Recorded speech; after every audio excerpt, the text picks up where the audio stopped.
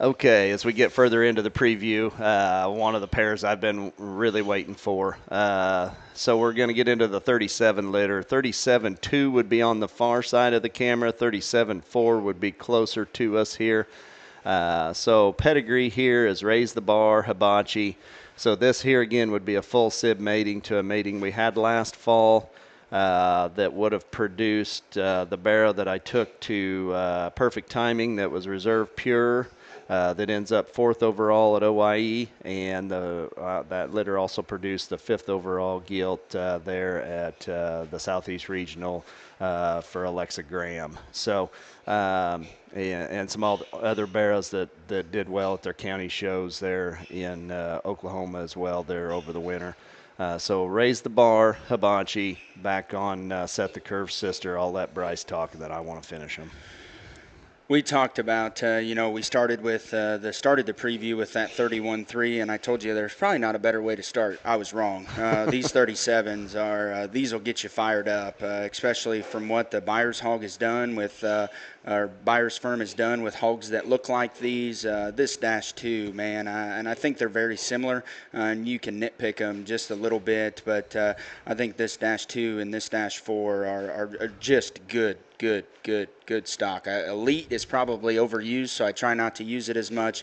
But I think this Dash 2 is just good livestock. No matter what angle you look at him, I mean, you catch him from the outside, and man, you say, man, that thing's got balance. He's got build. He's got proportion.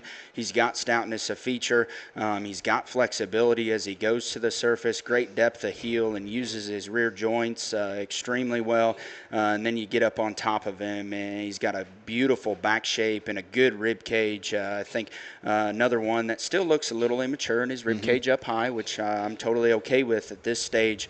But his chest floor and just his knee column and all those indicators that all of us show pig guys look at, that's the few things for me that really set it off. And I think that one's going to go home. He's going to get on the feed bucket, and whoever buys him is going to be very, very happy. The Dash 4 there on the far side, maybe just a little bit more further along, if you will, and I think that's maybe a little bit of a controversial statement as you study him.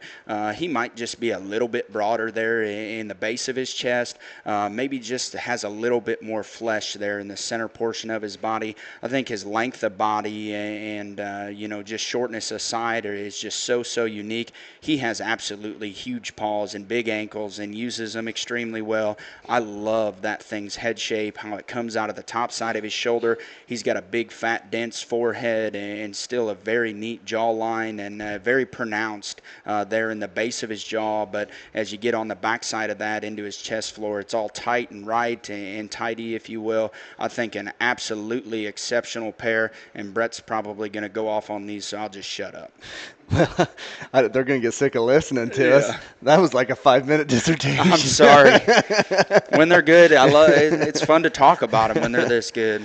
Yeah, this pair kind of speaks for themselves, and I'm not going to say too much more. Dash 4 does have some swelling. I think both of them have a little swelling on the left side of their neck from that vaccine there yet, but it ought to speak for themselves. I mean, these are the kind of pigs that you don't have to worry about who's judging the pig show. You don't have to worry about whether you're trying to hit somebody that's a little further one way or another. These are the kind that everybody should like, and these are the kind that just win pig shows, in my opinion. And I like this pair a great deal. We're going to get a couple litter mates in here next that are going to be just a little on the smaller side weight-wise. Don't be scared to reach out to either one of us on these. I like both of these extremely well.